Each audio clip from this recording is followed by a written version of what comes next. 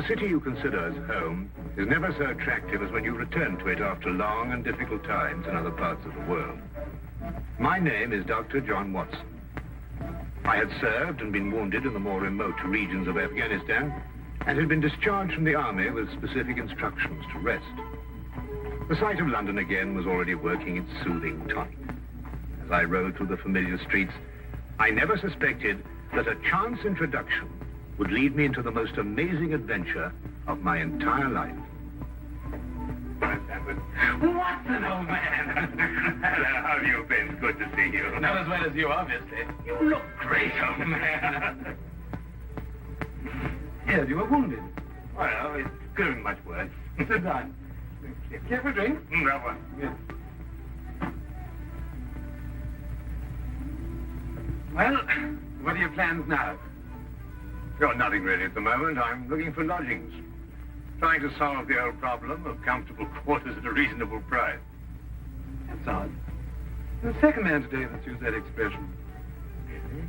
Who's the other? Well, you wouldn't know him. He's doing some work in the chemical laboratory at the hospital. Might be interesting. Yes, well, I wouldn't mind sharing a flat with somebody if he was all right. Well, Anything wrong? Oh, no. He's rather strange. Well, what's wrong with him? Nothing wrong with Holmes. That's his name, Sherlock Holmes. Well, I saw him this morning. He was doing some research with a corpse. Oh, what was he doing? He was beating it with a stick. I beg your pardon? Did you ring, sir? 2 shillings, please. Very good, sir.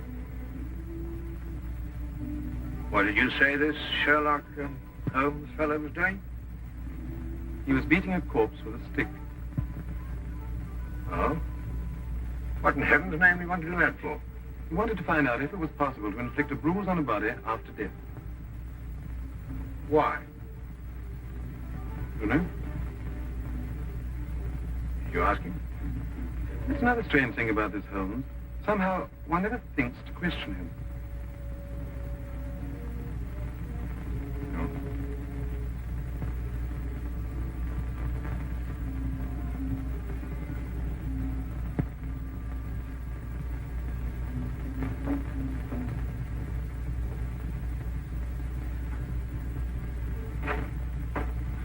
Worse. It really works. You realize you've just entered the greatest chapter in the history of forensic medicine. You're Dr. Watson. Yes, I am. What works? Foolproof test for hemoglobin. You realize what this means, of course. No, I don't. You must be Sherlock Holmes. It will create a revolution in criminal investigation. Yes, I'm Holmes. How did you know I was Watson? Because you've just come back from Afghanistan. How do you do? How you do? How did you know I just come back from Afghanistan? Well, it's written all over you. The problem has generally been that a man is suspected of a crime months after the crime is committed. Then when they find bloodstains on objects of clothing, they can't be sure if it's blood, mud, or rust stains. But this solves the whole thing, of course. Oh, of course. Of course. Stamford told me you're looking for someone to share a flat you'd found. You know, if this test had been in existence a year ago, it would have meant that von Bishop of Frankfurt would most certainly have been hung. And that goes for Mason of Bradford, Muller, and O'Fay, naturally. Naturally. Who are these people? Did you know I'm delighted to meet you, Watson? I think you'll like the flat. It's in Baker Street, by the way. Oh, we could pop around this afternoon and have a look at it if you can. Yes. Oh, yes, rather. I'd like that. Good. Did you mind if I play the violin? No, go right ahead. No, I don't mean now. I mean when we're sharing the flat. Oh, no, of course not. I like a bit of good music. Oh, good. I'm not very good. Oh. Tell me, Holmes. Yes. How did you know I just got back from Afghanistan? Well, it's obvious. Now, that's what you said before. It's a bit obvious. You're a doctor, that much we know. But with the air of a military man, therefore an army doctor. You've acquired a sunburn. I know it's not your natural color because your wrists are white. Your eyes tell me that you've recently been ill. I'd say some sort of tropical fever. You use your left arm stiffly as though you've sustained a wound.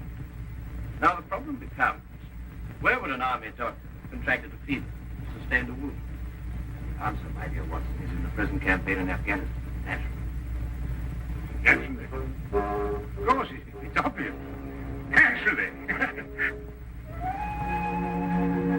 We examined one of the rooms at 221B Baker Street that afternoon and promptly moved in on the following day. I had, at this point, known Sherlock Holmes for only 24 hours. But the man's fantastic powers of perception, coupled with the almost unpredictable personality I'd ever encountered, kept me in a state of constant surprise when I wasn't being shocked. It was unbelievable the things he knew and the things he didn't know. Oh, really, my dear Holmes? You mean to tell me you didn't know that the Earth moved round the sun? Really? But every school child knows that. Well, now I know it, too. And I shall promptly proceed to forget it. But why? Yes, why? Why should I remember it? Well, because it's a natural phenomenon. Well, is it important? Does it affect us? If you told me the Earth went round the moon, would it make any possible difference to our way of life? Well, put it that way, no.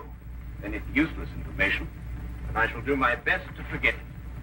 I advise you to do the same. At times, I thought the man was joking and simply having a bit of fun at my expense. But I soon learned that he was in dead earnest. I also, unknown to him, made a brief classification of the man's knowledge. Literature? Nothing. Philosophy? Nothing. Astronomy? Nothing. Politics? Disinterested. Botany? He knew everything there was to know about poison and absolutely nothing about practical gardening. Chemistry? Profound. Sensational literature? Without question, Sherlock Holmes knew the details of every horror perpetrated in the last 100 years.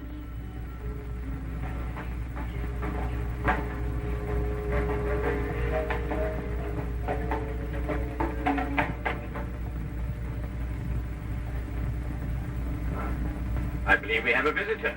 Really? Who's coming here? I believe so. I would also say he's a retired sergeant of Marines. How do you know the man? Never clapped eyes on him before in my life. Well, in that case, that's one of the wildest statements I ever heard. How can you possibly guess he's a retired sergeant of Marines? You've never seen him. A guess, my dear Watson. A calculated deduction. Yes, he is coming up here. Do you mind if I ask him his profession? Oh, by all means. Now, where did I put my violin case? Oh, it's over here. There you are. Ah, my old friend. Come in. Excuse me, gentlemen. I have a message here from Mr. Sherlock Holmes. Thank you.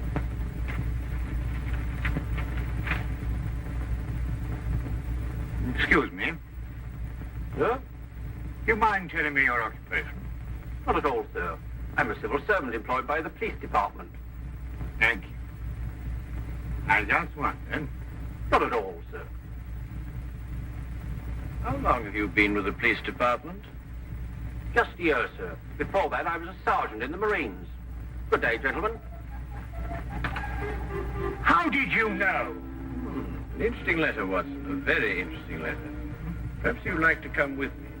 Where? To catch a murderer, of course. Of course.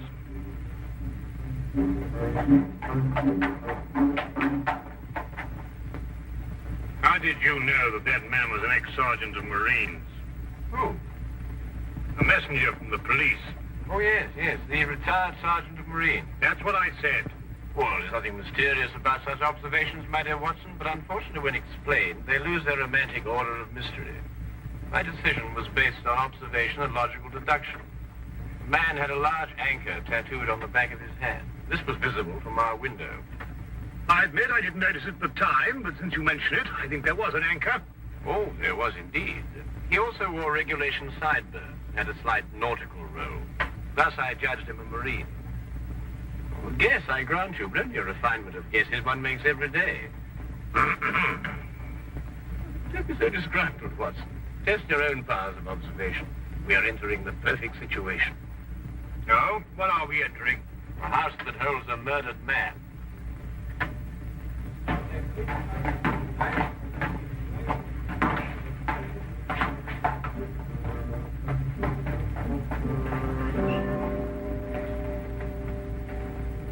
Inspector Lestrade inside. Yes, sir. May I have your name, please? Yes, Sherlock Holmes. This is Dr. Watson. Oh, that's quite all right, sir. Inspector Lestrade gave instructions to admit you. Oh, good. Oh, by the way, has the body been removed? No, sir, but the medical examiner's just gone. Oh, thank you. Let's hope they haven't moved things about too much. The police forces of the world seem to have an organized science of messing things about. Oh, I wouldn't say that, Holmes.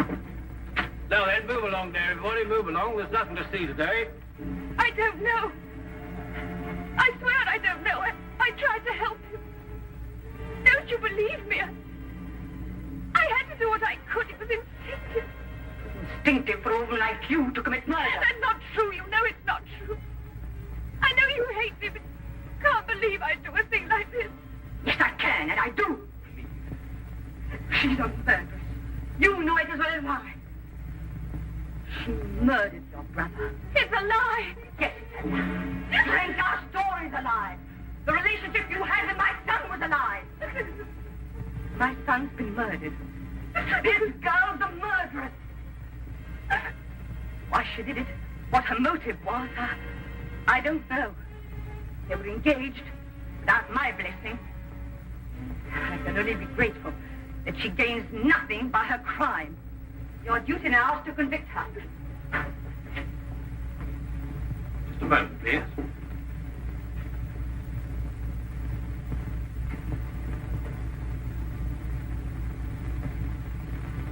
Notice the angle of incision, Watson. Yes. And the force of the blow and the general penetration of the upper region of the chest. How long would you estimate before loss of consciousness? Well, it's difficult to say. 30 seconds. Minutes? Oh, between the two. I see. And death? Shortly thereafter. 2 minutes. 3? 3 or 4, I'd say. Thank you, Watson. All right, take him out. Ah, forgive the interruption. I would prefer to have been invited before the body had been moved. I thought you'd be interested, Holmes. Oh, thank you, Lestrade. Well, may I introduce my friend, Dr. Watson, Inspector Lestrade of Scotland Yard. How do you do? How do you know? So you're completely stuck, eh, Lestrade? What do you mean? Well, you thought I'd be interested. Why don't you admit it? You're in a jam. Magnificent cabinet work, don't you think? What you say isn't exactly true, Holmes. I've done you a favor. This is an interesting case. Of course, there are 1 or 2 unexplained details, but I don't believe it'll be long before we're What's clear. your principal problem? There's no motive. I found this girl with a knife in her hand. My brother lying dead on the floor. I found Peter on the floor. I tried to help By stabbing him? by removing the knife. Anybody would have done the same thing. I loved him. Oh, my dear young lady, there's no cause for you to alarm yourself. No one's accusing you of, of what happened. This would be a clear-cut case if only she had a reason for murdering. There happened to be a policeman outside the house during the murder, and he said that no one came in except her. Well, what about the others? Who benefits by her death? Well, no one. The estate was left in such a way that if he died before he married, everything went to charity. My dear Inspector Lestrade, he didn't die before he married. This young lady and the man whose body was carried out of here had been married for at least a week. In the event of his death, I imagine everything passes to her.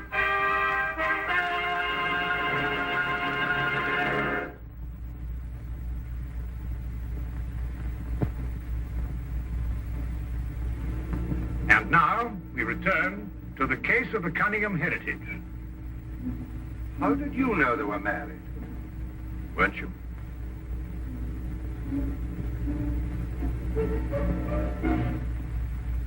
Yes, a week ago. Then you do benefit by my brother's death. You're his heir. I don't know if I am or not. I only know I didn't kill him. I swear I didn't. Where were you married? We went down to Brighton last weekend. Well, why didn't Peter say anything about it? I don't know. He asked me not to say anything. Of course I didn't. I'm afraid, young lady, I'll have to ask you to accompany me to headquarters. Sam.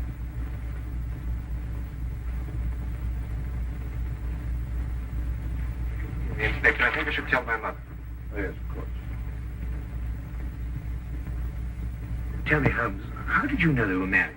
Well, the man's hands had the remains of a sunburn and the fading marks of a narrow ring, but not as yet that indentation of the finger a ring generally leaves.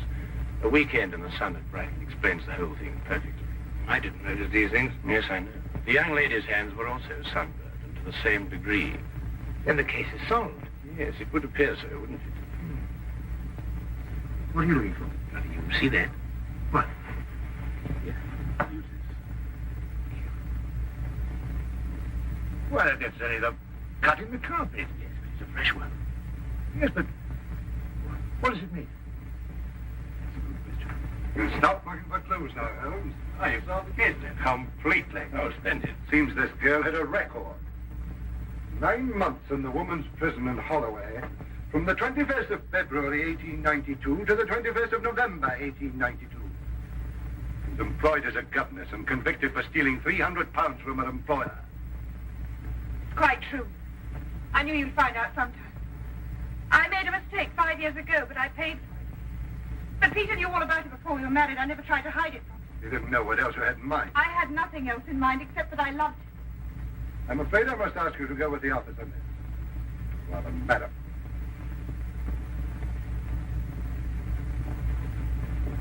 Well, that's how I like my cases. Fast and simple. Oh, indeed. You must tell me some more about it. Well, there's nothing to tell, really. Their story was that Peter asked her to call here at 10 sharp. She arrived, found the door open for her, came in here and found him writhing on the floor with a knife on his chest. She screamed, pulled it out. Just then, Brother Ralph walked in. Peter died without saying another word. So she stabbed him for the inheritance and was caught in the act. Simple. Well, holding off the law. Couldn't be simpler, could it, Watson? Oh, I still think it's a tragedy. Yes, but my job, Dr. Watson, we run up against it all the time. Yeah? No, thank you. Well, I suppose you've had some amazing adventures. Yes, but one learns to have a real philosophy of life and get a good perspective. Yes, I suppose. But just the same, I think it's a pity. Just another case of a clever girl being too clever. The clever girl who intended to murder her husband certainly chose the most stupid possible way to commit the crime. What was that? Well, what's this? Checkbook. Oh, amazing deduction, Lestrade. Look. So Peter Cunningham drew a check for £1,000. 6 weeks ago, and 5 weeks ago, and 4, and 3, and 2, and that's all. Well? They're drawn to cash. Well, I don't get your point. He was a very rich man. Well, it's a great deal of cash. It was his own money. I suppose he could do what he liked with it. You may have hit the proverbial nail, Lestrade. Now, look here, Holmes. You're trying to start something that just doesn't exist. You think so? I have a great deal of respect for your opinion, Holmes. But your trouble is that you can't leave things alone. If there isn't a mystery, you have to make one, or you're not happy. You're right, I'm not happy. There are marks on the carpet indicating a struggle. The man whose body was carried out of here was over 6 feet in height. If he had struggled with a girl who had left here, I don't think he'd have lost. She surprised him. Oh, but he was expecting her. That's her story. I'd say she sneaked up on him. What, had stabbed him in the chest? How do you sneak up on someone and stab him in the chest, Lestrade? Now, look here, Holmes. You're trying to start something, and I just won't stand for it. That girl's a jailbird, and she's guilty, and she's going to hang. And that's the end of the case. I see Inspector Lestrade is up to his usual mental gymnastics. He's trying to hammer square pegs into round holes. Well, it's been a great pleasure meeting you, Inspector. I warn you to keep away from that man, Holmes, or you'll be insane in less than a week.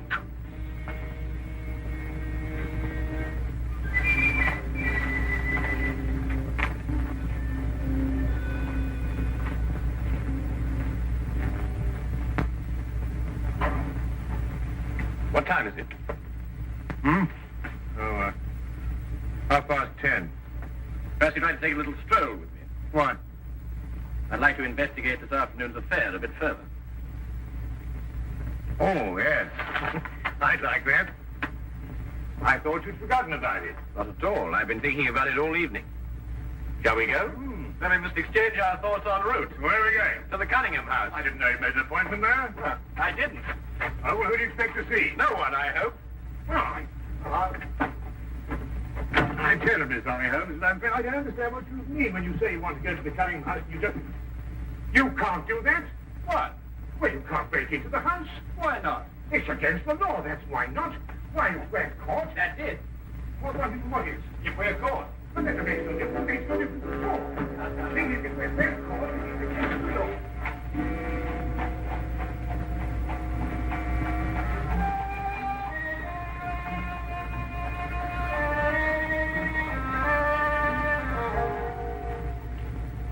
quickly now. But look, Holmes, we can't... Come on.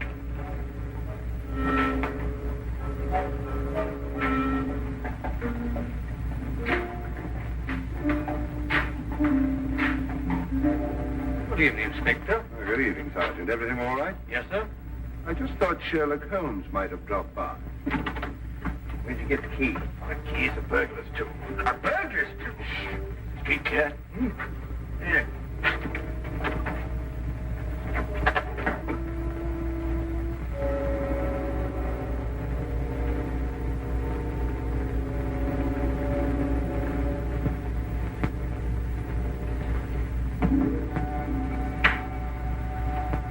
How do you know he's out? Because I had a spy watching the house. Go through that cabinet. What am I looking for? Papers, bank statements, anything to indicate passage of money from Peter Cunningham's account. Go on.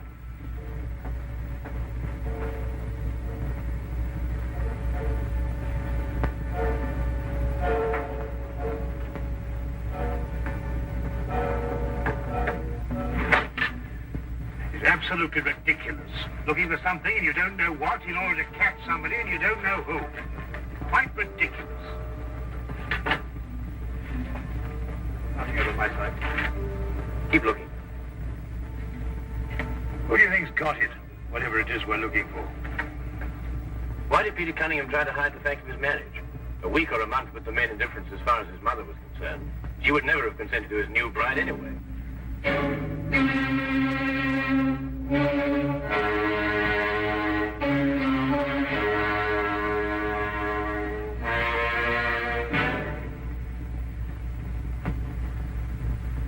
He married her to prove to me that my blackmail wouldn't stop him. And then he withheld the fact in order to give me 1 week to clear out of the country before he exposed me. The money he paid you went to buying up your promissory notes. I was being pressed, Mr. Holmes. My brother's engagement to a jailbird gave me a perfect opportunity to extract a little money from him. In fact, if he hadn't been such a bullhead, it would have gone on for quite some time. The jailbird, as you put it, makes the perfect murder suspect. Perfect, Mr. Holmes. And you and Dr. Watson make perfect burglary suspects. When I report your death to the police, they can't possibly blame me for defending the sanctity of my home.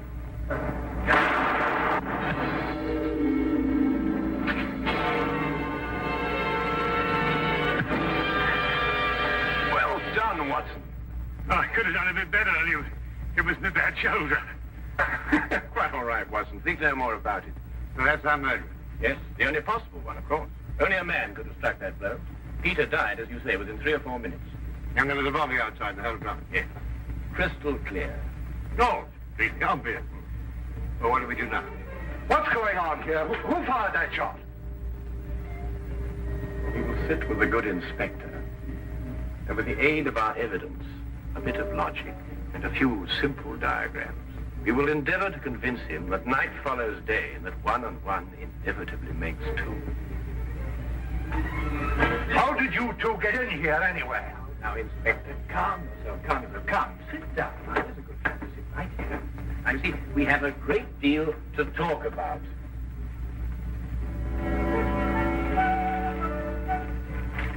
Also present with Inspector Lestrade was Dr. John Watson and a personal friend of the inspector's, Mr. Sherlock Holmes.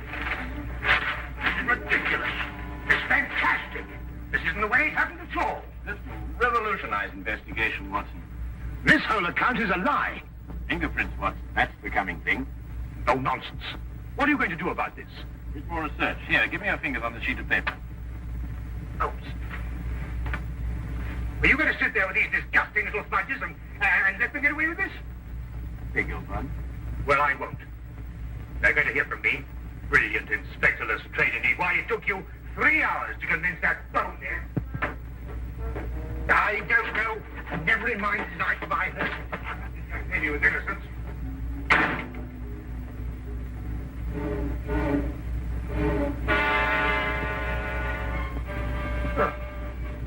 I wonder if he got more than a shoulder wound in Afghanistan.